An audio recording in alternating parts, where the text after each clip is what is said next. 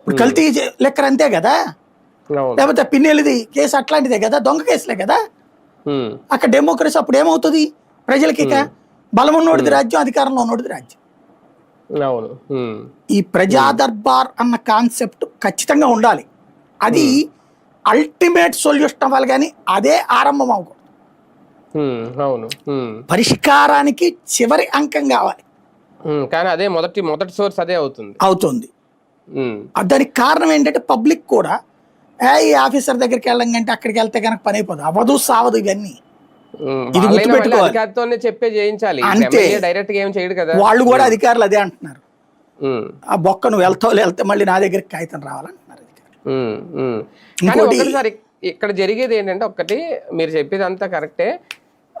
అధికారుల దగ్గరికి వెళ్ళి ఇప్పటికి గ్రీవెన్సెల్స్ అనేవి ఉన్నాయి సార్. ఎన్ని ప్రజా దర్బార్లు ఉన్నాయి, గ్రీవెన్సెల్స్ ఉంటాయి. స్పందన కానీ ఏదైనా ఎప్పటి నుంచో ఉంది. జగన్మోహన్ రెడ్డి అయినా స్పందన అని పేరు పెట్టారు, అంతమించు. కానీ అక్కడికి వెళ్ళినా సరే ఏమవుతుందంటే, ఒక కామన్ మ్యాన్ అక్కడికి వెళ్తే ఒక సమస్య పరిష్కారం కోసం అక్కడ అవ్వదు సార్ ఖచ్చితంగా.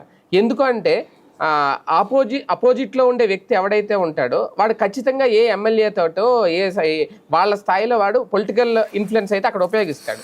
దాంతో వీళ్ళు ఏం చేస్తున్నారంటే, గ్రీవెన్సెల్కి వెళ్ళే ముందు బదులు ఆ ఎమ్మెల్యే దగ్గరికి వెళ్తే బెటర్ కదా, లేదంటే ఆ ఎమ్మెల్యే ఆఫీస్ దగ్గర కూర్చుంటే బెటర్ కదా అని మళ్ళీ ఈ దర్బార్లకో వీటికో మళ్ళీ